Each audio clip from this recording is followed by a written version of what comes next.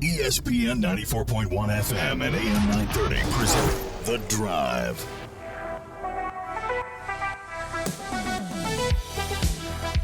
Well, it's Valentine's Day. Happy Valentine's.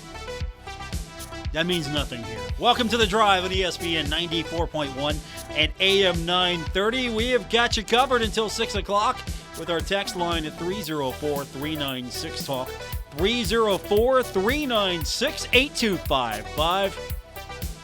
I hope those of you who are making your last minute stops on your way home, listening to the show, to Kroger to get your belated flowers and all those other leftover goodies, good luck. Good luck to you. I wish you well in that endeavor. But we will be here until 6 o'clock to keep you company and get you through the day. And good news, we're not rioting today. We're not rioting today because I got the email earlier from the Sun Belt, and indeed, Andrew Taylor, Sun Belt Player of the Week. So yesterday, he was named the Lou Henson Award National Player of the Week, and that goes to the top mid-major player of the week. So he has got a lot of hardware coming his way. And so today he gets the nod as Player of the Week. Tavion Kinsey said it. He's got to be Player of the Week. I mean, Tavion had a really good week himself. So it's good to see Andrew Taylor earn Player of the Week honors in the Sun Belt. He averaged 29.5 points, 7.5 rebounds, and 5.5 assists in the two games. He made 52.1% of his shots, including 47.6 from behind the arc. 47.6% to be correct. So, well-deserved. He needed that. He definitely needed that. He is a guy that you got to keep him around, whatever it takes. You can't lose him. You have to have him on your team because he is going to be an important part of Marshall basketball moving forward. And, of course, we've got 4 more games and then a tournament. And then, more than likely, here's the idea here. If Marshall can get into the NCAA tournament, it's going to be something to see. Tavion Kinsey making the show, that's going to be fun. But if Marshall doesn't make the NCAA tournament, there's a chance the NIT could happen. And so if the NIT happens, we've got basketball with maybe another home games, another opportunity to see the Herd. But Saturday's sold out. So if you want to see Marshall basketball and you don't have a ticket for Saturday, Thursday, there are still tickets. I would plan now. I would just go ahead and take care of that business now. First thing when you can call the ticket office, if you haven't made a decision by tomorrow morning, you might be too late. But Saturday is sold out. Now, with that said, I'm hoping, absolutely hoping, that Marshall goes on the road, wins out, and then goes to Pensacola, wins the tournament, and the only time we see the team at home is when they come back victorious from the Sun Belt Championship and maybe a Selection Sunday appearance. So that's what I'm waiting for here for Thundering Herd basketball, and I think you are as well. That's the next time. I want to see Tavion on Saturday. I want to then see Tavion coming back with a conference championship trophy. That's what I want to see. That's my plan. I hope you guys are good with that. We'll get your text in this hour, 304-396-TALK, 304-396-8255. What are we doing on today's show? Well, we're going to talk about Marshall women's basketball. Tony Kemper's presser was earlier today, and so I went over to Marshall this morning to talk to Tony. We've also got Shania Wright. We'll hear from her. She had some interesting thoughts on this rematch with Georgia Southern. So that's coming up later in the show. What about baseball today? What can we say about baseball? Well, we're going to try to figure it out because there are changes coming, and we're going to see a lot of these changes, how how well those go. And you know that the extra innings will start with the runner on second base. But there are other things you might not know that are coming. And I've seen the pictures today, and we'll talk about it. The base size has changed. Of course, there's the pitch clock. But the base size has changed. And I'm not sure how I feel about these rule changes just yet, only because I want to see everything in action. I want to see it. I'm willing to give it a chance, to give it a shot. Will this make baseball go faster? Will this make – and that's the thing. The one thing I liked about baseball, and it's also the one thing that maybe worked in it, against it as well in today's fast-paced society. Baseball was done when baseball was done. You go out to the ball game, and the game lasts as long as it needs to. It doesn't end any sooner or any longer than it has to. It just ends when it's over. With football, we've got overtime. Basketball, we've got overtime. Hockey, we have overtime. And then in a regular season, we've got the shootout if overtime doesn't get it done. And we don't do this in basketball in overtime, but in hockey, we take players off the ice. It's more of a fast-paced, open game. So you take players off the ice. And then if it isn't resolved, you go to the shootout. Sort of like kicks, penalty kicks, but much better, more exciting. Baseball, though, was that one sport where we didn't do that. And now there have been those times where the games have dragged on and just won't end. So maybe Major League Baseball is on to something here, trying to make sure that the game flows. There's a lot of baseball. 162 games. There's a lot of baseball here. Way more than football, way more than basketball, way more than hockey. A lot of games to be played here. So sometimes it's hard to go to a game, an evening game, and you're there all night. In today's world, now, it's easier if you got kids. You still have to work, but if you got kids, you can take them to the game, depending on how old they are. But if games are over sooner, will that spur in attendance? If games are more exciting and faster, will that bring back viewership? And a lot of this is TV, to be honest with you. A lot of this is TV. Because if you go to a baseball game, you should know, unless you're new to the game, if you go to a baseball game, you're going to be there a while. That's why they have plenty of concession stands, because you're going to be there a while. Load up on the dollar dogs. So we'll talk about that, but we will get your text in first, 304-396-TALK, 304-396-8255. Also, I want to mention this before we go into the break. I didn't touch on it yesterday. I didn't see it, but at its peak, more people watched the halftime show with Rihanna than watched the actual game. So more people tuned in. There were more people tuning in for the Rihanna performance and then tuning out. Still, there were a lot of people watching the Super Bowl, but it's funny that more people checked into what was happening for halftime because, okay, it's Rihanna. It's the Rihanna halftime show, and people were talking about it on social media, so I'm sure that spurred a lot of people. They're following social media. They can't get away from the feed and, okay, I got to see what they're talking about. Let's tune this thing in. Here's see Rihanna. Okay, she's on the floating stages. Oh, is she pregnant? I can't tell. She looks pregnant. She's pregnant. And a lot of conversation going on about that. So the third most watched television show with an estimated 113 million people. But at its peak, the peak numbers, there were more people tuned in to see Rihanna than Patrick Mahomes. Interesting. We'll get your phone calls, text in. We'll hear from Tony Kemper.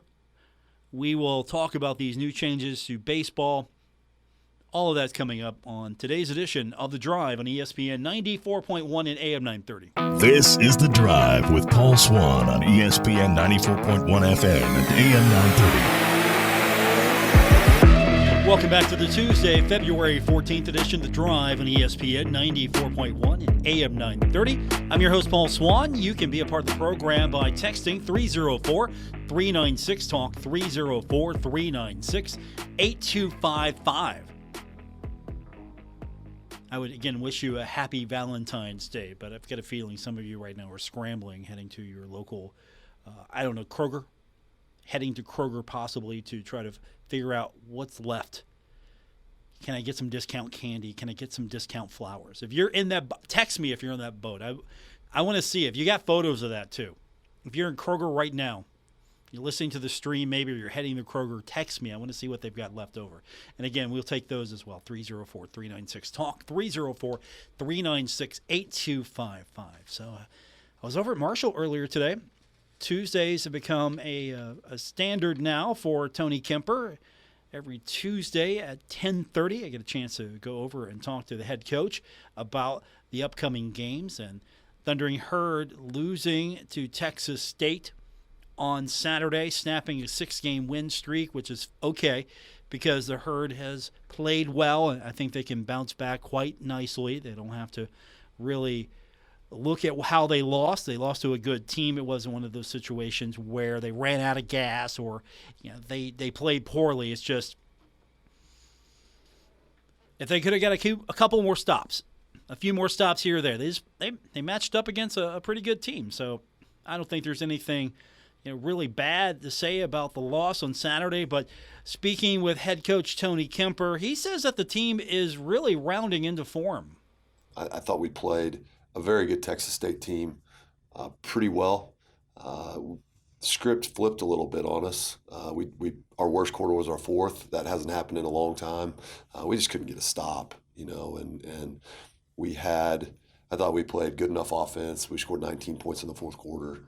That should be good enough to win at home, and we couldn't put enough stops together to get it done. So that was disappointing in a game that, I thought we fought hard. I thought we did a nice job of controlling it for a lot of the game and couldn't quite get over the hump. But sometimes, 6 in a row, we made a lot of plays in that 6-game stretch to win those kind of games. And maybe your luck runs out, and now we got to reset, and we got to get ready to play well against Georgia Southern.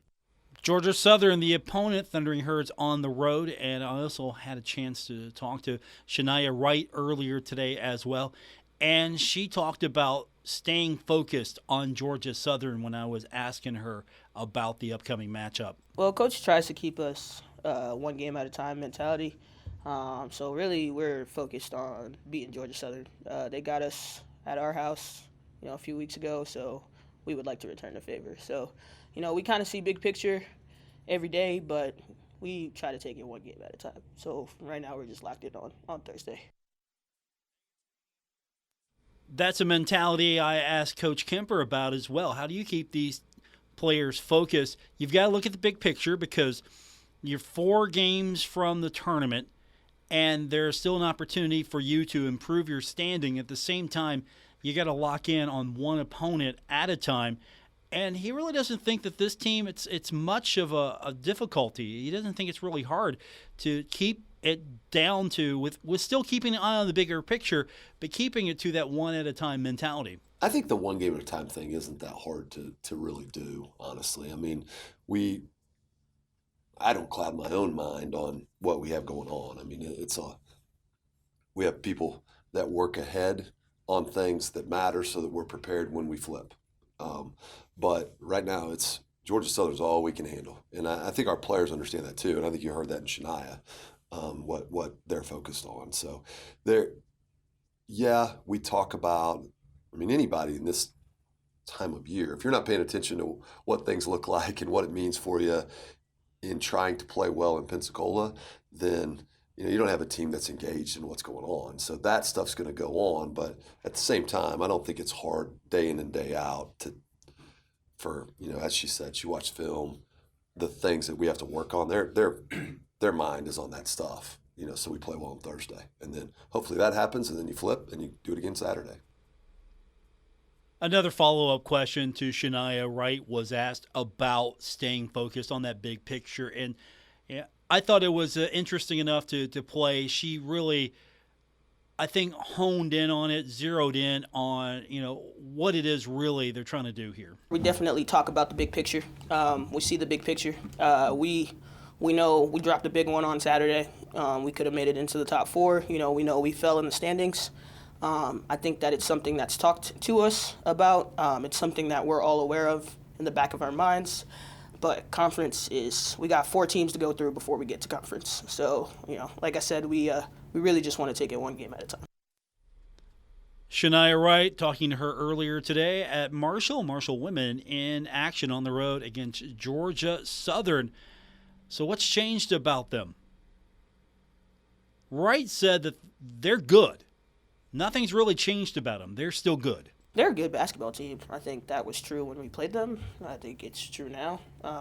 They're going to give us everything that they got, and we want to give them everything that we got. Nothing for us, I think, has changed.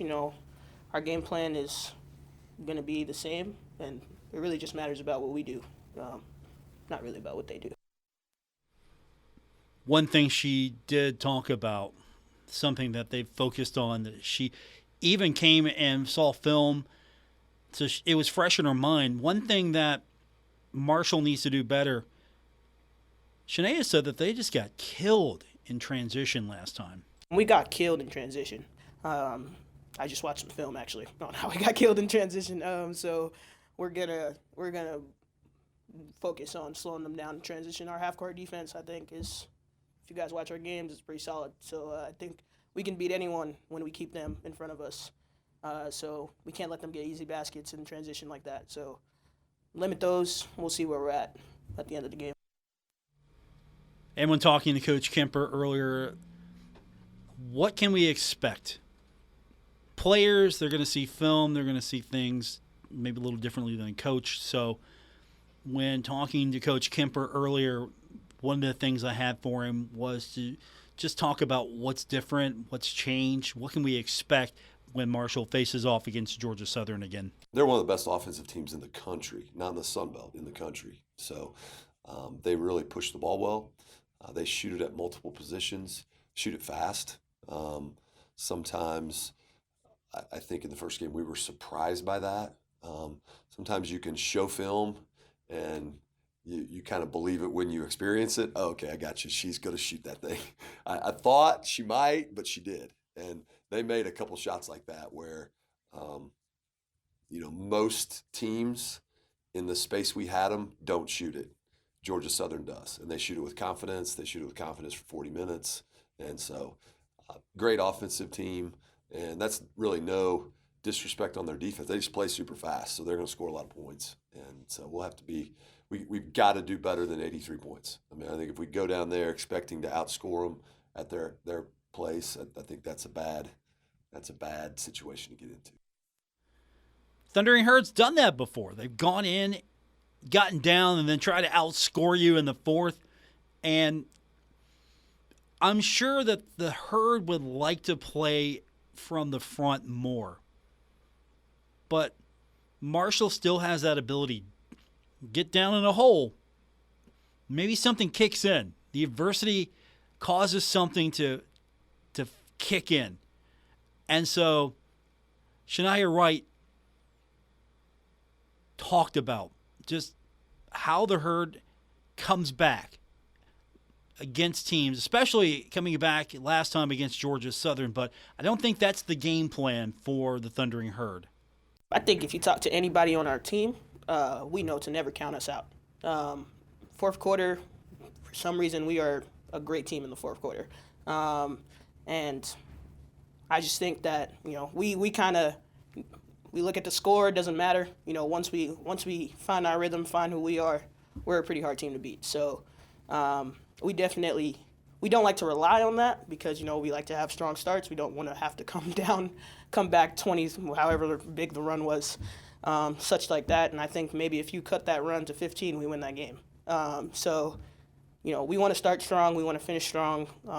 Playing comeback basketball is not something we are taught, not something that is emphasized in the locker room. I think that just shows that we're a fighting team. We fight no matter what. We fight to the bittersweet at the end. But we're just hoping to have a better start, against Georgia Southern, continually keep control during that game. Shania Wright, also Tony Kemper from earlier today. We'll have more from Coach tomorrow. We'll get your text in now, 304-396-TALK, 304-396-8255. More coming up on this edition of The Drive, ESPN 94.1 and AM 930. This is The Drive with Paul Swann on ESPN 94.1 FM and AM 930. Our text line this hour is 304-396-TALK, 304-396-8255. Welcome back to today's edition of The Drive for Tuesday, February 14th on ESPN 94.1 and AM 930. Our stream is always there for you. You can also listen to the program by downloading our app. You go to our website, WRVC.com. We've got links that will take you to the proper store for your device, iOS or Android, and you can listen to the station. You can listen to the show wherever you go on our app. Just get it today, download it. And the best place, again, to get the link is at WRVC.com or search your store, iOS or Android store. You know what to do. You know what to do. You can handle this. You got it. And, of course, our text line, again, remains open, 304-396-TALK, 304-396-8255. So baseball season is fast approaching. We'll once again have the majority of Pittsburgh Pirates games here on ESPN 94.1 and AM 930. And some changes are going to be happening. We know already that starting extra innings with a runner on second base during the regular season is now permanent. That is a permanent rule. The ghost runner, the Manfred man, whatever you want to call it. It was adopted unanimously by the 11-person competition committee. So you've got that. And now there's some other changes that are coming, and we're going to start to see what those look like in true action. And the two that have really interested me the most, there are several. And of course, you got the shift, and there are other rules that I want to see throughout the entire season. How baseball works with the pitch clock. Now, almost every sport has a clock. Basketball, you got a shot clock. In football, you got a play clock. And with the play clock, you got to start the play before play clock runs out. Basketball, you got to take a shot before the shot clock runs out. So those are important clocks. But football is the biggest sport going in the United States. Basketball, right up there. Hockey does not have a shot clock because it's not that type of game. It's possession changes frequently. It's a moving sport. Soccer does not have a shot clock. It's a moving sport. Now, baseball, it's not one of those where there's continuous action. Batter comes up to the plate, and it's a duel between the pitcher and the batter. One-on-one. The other 8 guys behind the pitcher don't even come into play until that ball is put in play. So, baseball has always been one of those sports where it doesn't have a running clock.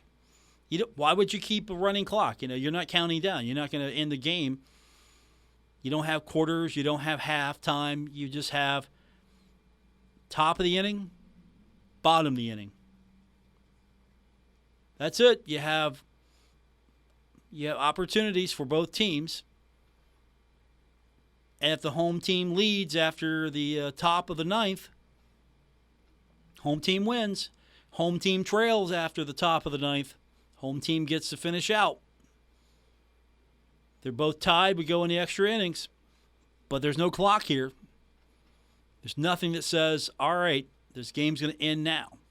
So how do you speed this up? And so the pitch clock here. 15 seconds. You got 20 seconds if there's a runner on base. 15 seconds if there's not a runner. So this is supposed to speed the game up.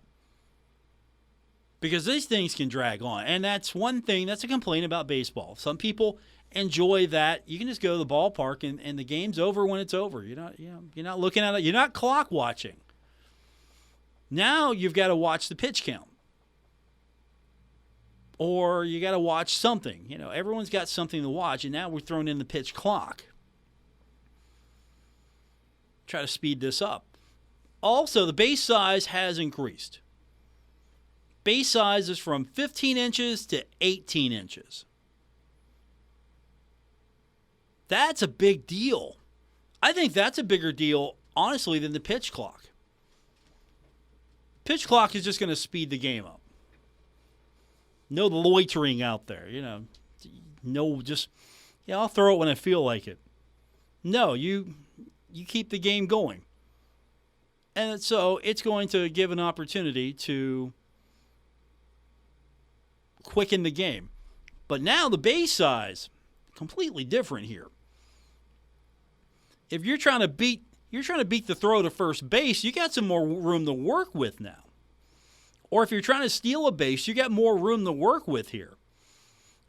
And so this is going to be interesting to me. Are we going to see more offense? Are we going to see players making base more? Are we going to see players stealing more? What are we going to see? How is this going to translate into real-world game? Because you got more, you might think, okay, 15-inch base, 18-inch, that's really not much. No, look at it. Compare it. A 15-inch base compared to an 18-inch base, if you've not seen the pictures, there's a lot of room to work with there. And now, all those plays where, man, it's close but no cigar, you got more room to work with here. So I want to see what this looks like. I'm interested. But should baseball have just left it alone? Should baseball have just left it alone and it's the game. It's the game we all know. It's the game we all know. And we're going to talk asterisks here again because those always come up.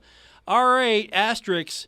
You got to reset the records because, it's easier to steal bases now. It's easier to score runs now. It's easier to get on base now. Are we going to reset the records here or put asterisks now? Are we going to do that? I hope not. But that's a big deal because baseball is that sport where you live and die by the numbers. Absolutely live and die by the numbers. That's the number sport. It's also the radio sport. Television is, the football is the television sport. It's on a grid. Baseball, it's the radio sport because, it's more descriptive. So we're going to speed the game up, and now we're going to see maybe more offense generated, more base runners. We're going to see a lot of changes here, but those are the two big ones that stood out to me. So should a baseball just left this alone? I want to see it in action first, but I'm actually game for this. I'm absolutely game for this because if we can generate more offense, make the game a little bit more exciting, there's more action going on. That's the one thing about NASCAR that I'm not a big fan of. To me, it's just going around in circles for a long time. Last 25, 30 laps, that's where it counts, I think.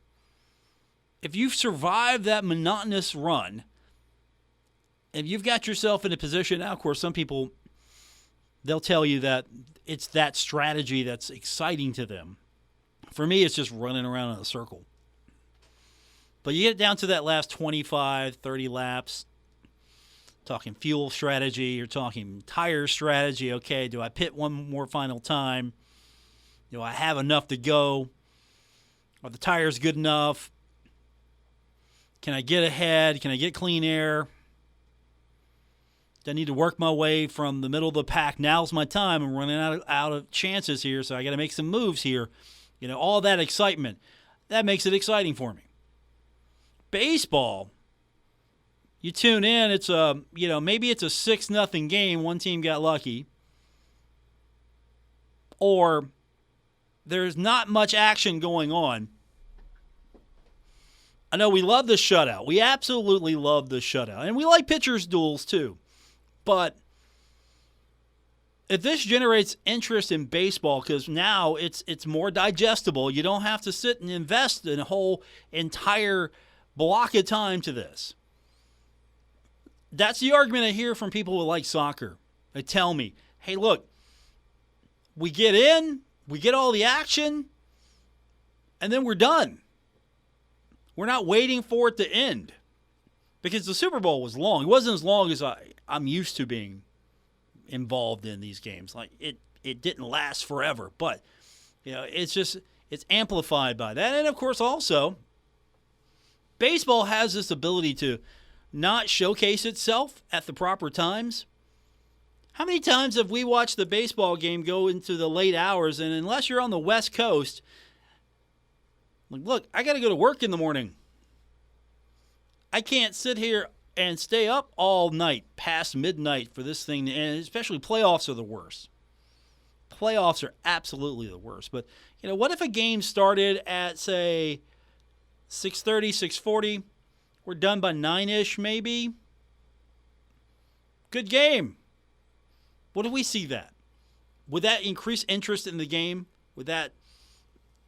Because, again, we're talking television here. This is what we're talking about. I tune in. I invest a couple of hours. I'm done. Because it's fast-paced. It's quicker. It's moving along. There's more opportunities for offense. Is that what baseball is getting at here? And are we going to see that trickle down to all levels of baseball eventually? I know they're still talking about shot clocks in high school. And that's probably an interesting debate to be had, because administrators will probably tell you, look, that costs money.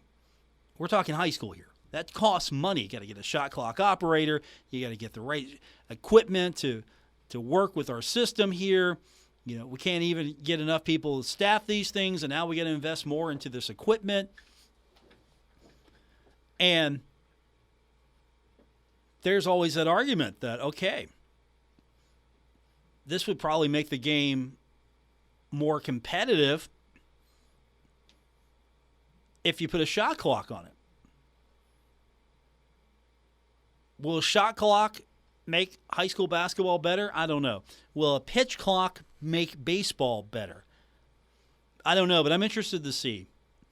And I can't wait to see how many stolen bases we have, if that's going to be an elevated number, and how many beat the throw. He's safe. How many times will the runner be safe because we went from 15 inches to 18 inches on that base? That I'm interested in seeing. We'll get your text in 304-396-TALK, 304-396-8255. It is a Tuesday. Guess what? It's Valentine's Day. I hope you didn't mess up. Absolutely. Hope you didn't mess up. We'll talk about the rest of the night when we continue on today's edition of The Drive, ESPN 94.1 and AM 930. This is The Drive with Paul Swann on ESPN 94.1 FM and AM 930.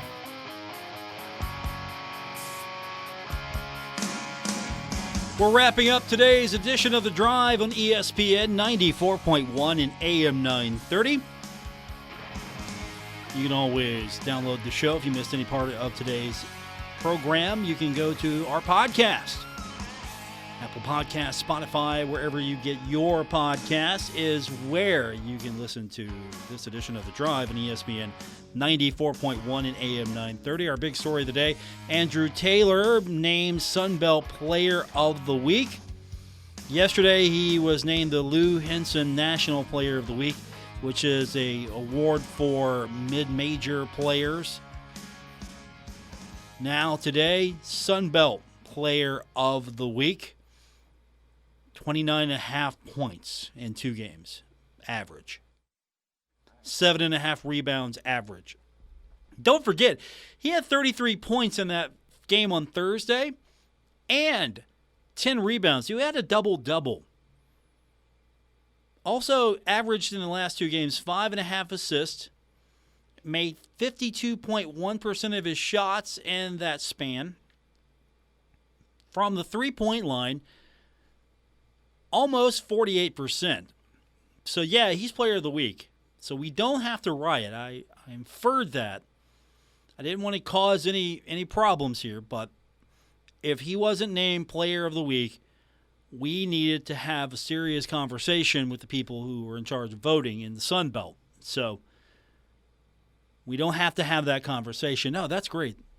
It's absolutely great. He's a player that hopefully will return. I don't think there's any question that he's not going to come back. I don't feel that, because with the transfer portal, you start to get some traction and you think that you can improve your situation. Sometimes you're going to improve your situation. I know Dan's not 100% in love with the transfer portal. He likes the homegrown kids. He likes bringing the kids in. He likes bringing them in and developing them, and they become loyal. They're Marshall kids, and I understand that completely. And that's a great thought. Bring these kids in, develop them, have a system. They stick around the entire time. They're Marshall players from start to finish. They'll always come back. They love Marshall. I don't know how much longer that can last. I mean, you'll have that here or there. But how many kids are, I don't know which school we use. We use Kentucky as an example. Are there kids that grow up dreaming of putting that UK jersey on? Yeah, there are. Yeah, absolutely. But are there mostly kids now that want to go to the best school possible for the best situation, and if it doesn't work out, or it's working out but it can lead to a better school, higher profile school, probably the best way to describe this. Yeah, these kids are going to look at that.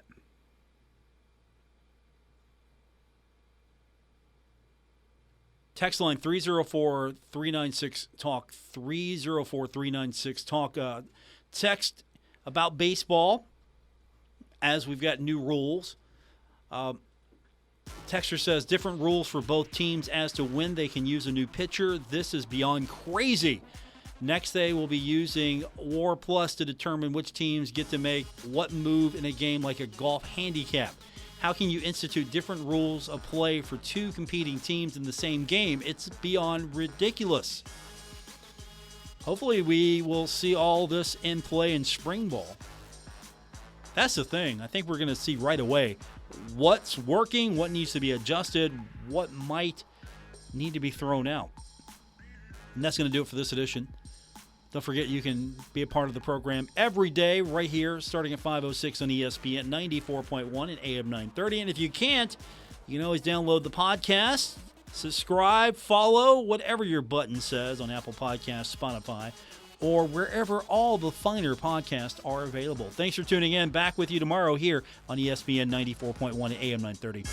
WRBC Huntington, W227BS Huntington, your flagship home of the Marshall Thundering Herd and The Drive with Paul Swann, ESPN 94.1 FM and AM 930.